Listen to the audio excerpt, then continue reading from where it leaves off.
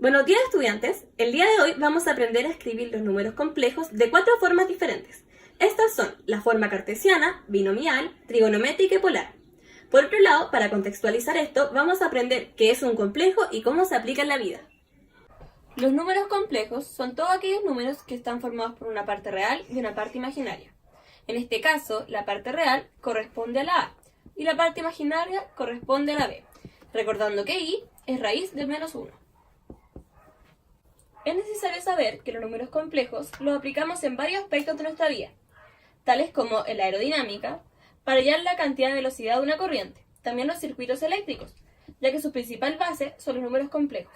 Por lo tanto, cualquier aparato de circuito eléctrico, como los amplificadores, los filtros y los motores, requieren el conocimiento de números complejos. También en señales electrónicas, ya que al igual que los circuitos eléctricos, su principal base son los números complejos. Para finalizar con la última aplicación, en la física, ya que como lo dije antes, en una corriente o en un voltaje de corriente alterna existe la parte real de un número complejo.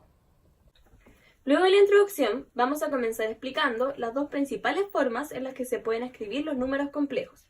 Primero tenemos la forma binomial, la cual, como ya vimos, consiste en la suma del término real con el término imaginario.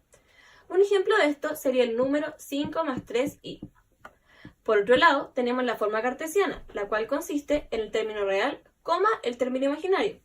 Un ejemplo sería 5,3, donde el término real se encuentra en el eje de las x y el término imaginario en el eje de las y. La siguiente forma que aprenderemos será la forma trigonométrica. Para poder escribir un complejo de forma trigonométrica necesitamos de dos elementos. Estos son el ángulo y el módulo del complejo. Primero vamos a calcular el módulo.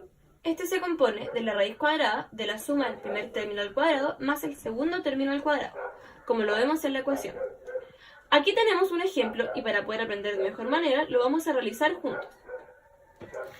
El módulo que vamos a calcular es 1 más 2i. Como habíamos dicho, este se calcula sumando el primer término al cuadrado más el segundo término al cuadrado y luego calculando su raíz.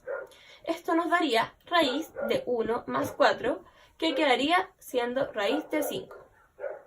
Ahora, volviendo a la forma trigonométrica, debemos aprender a calcular el ángulo de un número complejo. Este consiste en la tangente elevada a menos 1 de la división de b por a. Vamos a realizar un ejemplo, calculando el ángulo de 1 más 2i, donde 2 cumple el lugar de b y 1 cumple el lugar de a. Si calculamos esto, nos quedaría en la tangente elevada a la menos 1 de 2, resultando 63 grados. Volviendo a la forma trigonométrica, debemos conocer que la fórmula es la que vemos en la pizarra, donde m es el módulo y a es el ángulo. Ahora vamos a terminar de escribir el ejemplo anterior en forma trigonométrica. Si reemplazamos los valores en la pizarra, nos quedaría expresado como raíz de 5 coseno de 63 más i sin de 63. Ya que aprendimos cómo calcular el módulo y el ángulo de un complejo, podemos pasar a aprender a escribir un complejo de forma polar, la cual consiste en la siguiente ecuación, donde r corresponde al módulo y a corresponde al ángulo. Si usamos el ejemplo anterior, donde recordemos que el módulo es raíz de 5 y el ángulo 63 grados, el complejo expresado de forma polar sería z es igual a raíz de 5, 63 grados. Para finalizar, vamos a realizar un último ejemplo y calcularemos su forma trigonométrica y polar. En este caso tenemos el complejo 4 más 3i.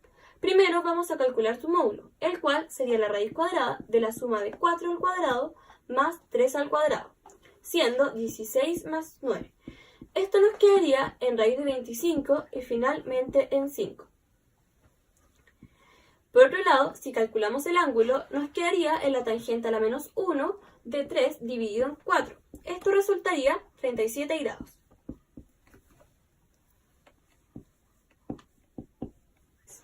Finalmente, debemos expresarlo en forma trigonométrica, quedando expresado como 5 coseno de 37 más i sin de 37.